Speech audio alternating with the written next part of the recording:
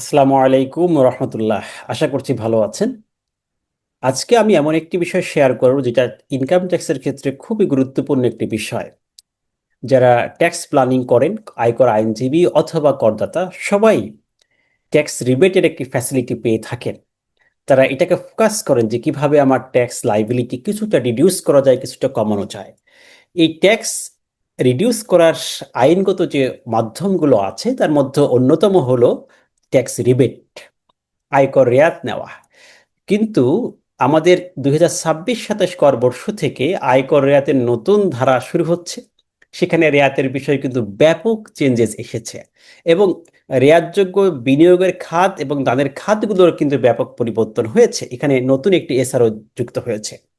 তাহলে 2026-27 সালে নতুন কি রেয়াত হলো, কি পরিবর্তন হলো, কতটুকু আমাদের বিনিয়োগ করতে হবে আয়ের, সেই বিষয়গুলো কিন্তু আমি আজকে আপনাদের সাথে একদমই খোলাসা করছি। তাহলে চলেন আমাদের রিয়াতের আপডেটটা জেনে নিই। 2026-27 কর বর্ষে আমাদের রিয়াতের কি আপডেট এসেছে। প্রথম কথা হচ্ছে, আমাদের রিয়াতের নির্ণয়ের যে ফর্মুলা ছিল সেকশন 78, এই সেকশন 78 সম্পূর্ণ পরিবর্তন করা হয়েছে রেটগুলো। তাহলে আমাদের সেকশন 78-এ আয়কর রিবেটের যে সূত্রটা ছিল, তা রিয়াত কতটুকু আমরা পাবো, কতটুকু ছাড় পাবো বিনিয়োগের উপরে বা ইনকামের উপরে, সে বিষয়টা ছিল, এটা পরিবর্তন হয়েছে। আমাদের 2000 এই 25-26 আয় বর্ষ অর্থাৎ 26-27 কর বর্ষ যেটাকে আমরা বলছি, কারণ আয় বর্ষের উপরেই তো আমরা ট্যাক্স কাউন্ট করব। এই আয় বর্ষে যে ইনকাম করব সেই ইনকামের করযোগ্য আয়ের 3% এটা কাউন্ট হবে, এটা ঠিক আছে। আমাদের প্রিভিয়াস ইয়ারও 3% ছিল, এটা ঠিক রেখেছে। তিনটি অ্যামাউন্ট ছিল রিবেটের জন্য, একটা হচ্ছে ইনকামের 3%। এই ইনকাম বলতে কিন্তু করযোগ্য আয়, সেখানে হ্রাসকৃত হার নয়, অব্যাহতি নয়, এই বিষয়গুলো ঠিক আছে। অন্য সকল বিষয় ঠিক আছে এবং এই 3% করযোগ্য আয় সেখানে কোনো পরিবর্তন হয়নি। বাট পরিবর্তন হয়েছে মোট বিনিয়োগের, আগে ছিল 15%, এটাকে আমাদের এখন নিয়ে আসা হয়েছে 10%। তার মানে আপনি বিনিয়োগের 10% কাউন্ট করবেন, যেখানে আগে বিনিয়োগের 15% কাউন্ট হতো। সেই হিসাবে আমি একটি ধারণা দিই যে আগে আমাদের ইনকামের করযোগ্য আয় 20% বিনিয়োগ করলে আমরা হাইয়েস্ট রিবেটের বেনিফিটটা পেতাম, পাওয়ার সুযোগ ছিল।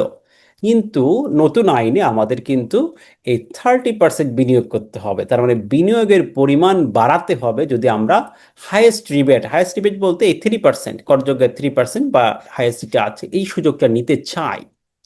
ঠিক আছে।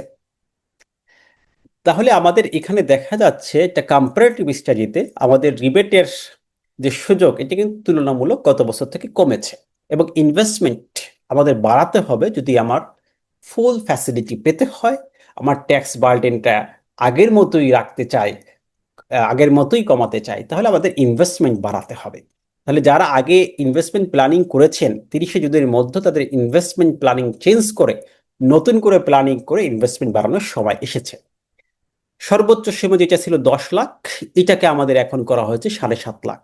তার মানে এখানেও আমাদের রিবেটের লিমিটটা কমানো হয়েছে। কোনোভাবেই একজন ব্যক্তি এখন 7.5 লাখ টাকার উপরে ট্যাক্স রিবেট পাবেন না, যেটা আগে 10 লাখ টাকা পর্যন্ত রিবেট পেতেন। তাহলে আমাদের এই তিনটের মধ্যে যেটা কম, এই সূত্র কিন্তু পরিবর্তন হয় নাই, শুধু অ্যামাউন্ট পরিবর্তন হয়েছে। এই তিনটি অ্যামাউন্টের মধ্যে যেটা কম, এটা আমাদের ট্যাক্স রিবেট হিসেবে গণনা হবে। এই সূত্রটা ঠিক আছে। এটা হচ্ছে প্র্যাকটিক্যাল। এখন আসেন আমরা যদি প্র্যাকটিস দেখি যে কিভাবে আমাদের ইম্প্যাক্ট পড়লো। আহ, তাহলে আমরা একটা কেস স্টাডি ধরতে পারি যে একজন ব্যক্তির গ্রস ট্যাক্স হয়েছিল 20 লাখ টাকার উপরে এই বছরে। 24-25 আয় বর্ষে যদি কোনো ব্যক্তি 20 লাখ টাকা করযোগ্য ইনকাম হতো, তার ট্যাক্স হতো 2,57,500 টাকা। এটা হচ্ছে 20 লাখ ইনকাম ধরে আপনি যদি ক্যালকুলেশন করেন, 20 লাখ ইনকাম হলে ওই ব্যক্তির ট্যাক্স হয় গত বছর অনুযায়ী 2,57,500 টাকা। আর সেম 20 লাখ ইনকামে এবছরে তার ট্যাক্সও বার্ডেনও বাড়ছে, শুধু রিবেট না, সেখানেও ট্যাক্স আমাদের দাঁড়াচ্ছে 2,96,250 টাকা। এখানে ট্যাক্স রেটও কিন্তু বাড়ছে, খেয়াল করেন। আবার যদি সে ব্যক্তি 5 লাখ টাকা ইনভেস্টমেন্ট করতো, দেখেন এই 20 লাখের 3% হচ্ছে 60,000, এখানেও 60,000 আছে, এখানেও 60,000 আছে। যদি ধরলাম এই ব্যক্তি 20 লাখ ইনকাম করেছে, 5 লাখ ইনভেস্টমেন্ট করেছে, 5 লাখ ইনভেস্টমেন্ট, 5 লাখ ইনভেস্টমেন্ট করলে এটার 15% পেত, তার মানে 75,000 টাকা রিবেট পেত। এখন 5 লাখ ইনভেস্টমেন্ট করলে তিনি 10% পাবেন, তার মানে 50,000 টাকা তিনি রিবেট পাবেন। আগে সর্বোচ্চ সীমা 10 লাখ, এটা আমাদের এখন 7.5 লাখ। তাহলে এখানে দেখেন রিবেট কোনটা হবে, 50, 60 হাজার, 50,000 নাকি 7,50,000? এখানে রিবেট পাচ্ছেন মাত্র 50,000 টাকা, তিনটার মধ্যে যেটা কম। কিন্তু আগে কি হতো, এই সেম ঘটনা, 5 লাখ ইনভেস্টমেন্ট, 20 লাখ ইনকাম। আগে হতো সে রিবেট পেত, এই দেখেন বিনিয়োগের 15% গুলো 75,000 হয়ে যায়, আরো বেশি হতো। যদি তার ইনকাম বেশি থাকতো 75,000 পেতে পারতেন, এটা এখন 50,000, তিনি কিন্তু এখানে সর্বোচ্চ 75,000 টাকা রিবেট পেতেন যদি তার ইনকামটা বৃদ্ধি থাকতো। যেহেতু ইনকাম আমরা 20 লাখ ধরেছি, সেখানে সর্বোচ্চ 60,000 টাকা তিনি রিবেট পাবেন। তার মানে এখানে কিন্তু দেখেন 50, 75, 25,000 টাকার মতো ডিফারেন্স হয়ে যাচ্ছে, রিবেট সুবিধা কিন্তু এই আইনে কমে যাচ্ছে। সো এটাকে খেয়াল করতে হবে। আরেকটি বিষয় পরিবর্তন হয়েছে রিবেটের ক্ষেত্রে, আপনারা নিঃসন্দেহে জানেন যে 8 জুন আমাদের একটি এসআরও জারি হয়ে আমাদের অনেকগুলো খাত বিনিয়োগ করার জন্য ছিল, সেখানে অনেকগুলো দানকে তারা বৃদ্ধি করেছে। যেমন আগে যে খাতগুলো ছিল, লাইফ ইন্স্যুরেন্সের প্রিমিয়াম, এরপর হচ্ছে পিএফ ফান্ডের চাঁদা, স্বীকৃত ভবিষ্যৎ তহবিলের চাঁদা, এগুলো আপনারা জানেন, এগুলো আমরা প্রিভিয়াস ভিডিওগুলোতে বলেছি যে রিবেটের খাতগুলো যেগুলো আপনি এখন প্ল্যানিং এর জন্য ইউজ করবেন, life insurance, PF fund, recognised PF fund, কল্যাণ তহবিল, সুপার অ্যানুয়েশন ফান্ড, এই বিষয়গুলো ছিল আগে। এরপর ডিপিএস এ আমরা জানি 1,20,000, এই লিমিট কিন্তু চেঞ্জ হয় নাই, ক্লিয়ার। সিকিউরিটিজ ক্রয়ে 5 লাখ, সঞ্চয়পত্র ক্রয়ে 5 লাখ, শেয়ার বাজারে আনলিমিটেড, আর সর্বজনীন পেনশন স্কিম আনলিমিটেড, এগুলো ছিল বিনিয়োগের এক একটি খাত। এই খাতে আমরা বিনিয়োগ করার সুযোগ পেতাম, এখনো এই সুযোগগুলো আছে, আমরা করতে পারবো। পাশাপাশি আমাদের দানের খাতগুলো যেগুলো ছিল, সেখানে অনেকগুলো দানের খাত এখন এসআর এর মাধ্যমে বৃদ্ধি করা হয়েছে। যেমন আগে জাকাত তহবিল ছিল, প্রতিবন্ধী কল্যাণে প্রতিষ্ঠানে ছিল, সেই বিষয়গুলো তো আছেই। পাশাপাশি আমাদের দেখেন অনেকগুলো খাত, এগুলোকে বৃদ্ধি করা হয়েছে।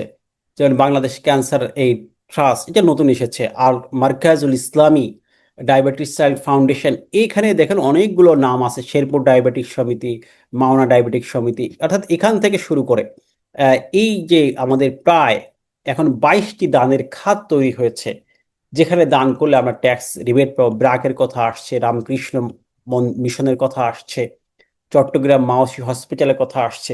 মানে এই দানের ক্ষেত্রগুলো, পরিধিগুলো বৃদ্ধি পেয়েছে।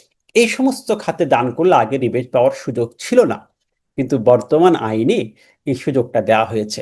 তার মানে আমরা সামগ্রিকভাবে রিবেটের কিন্তু ব্যাপক পরিবর্তন আমাদের 2026-27 কর বর্ষে আসছে। যারা ট্যাক্স পেয়ার এবং যারা ট্যাক্স লয়ার, দুইজনের জন্য কিন্তু এই আপডেট জানা খুবই গুরুত্বপূর্ণ। আশা করি আপনারা বিষয়টি ক্লিয়ার হয়েছে।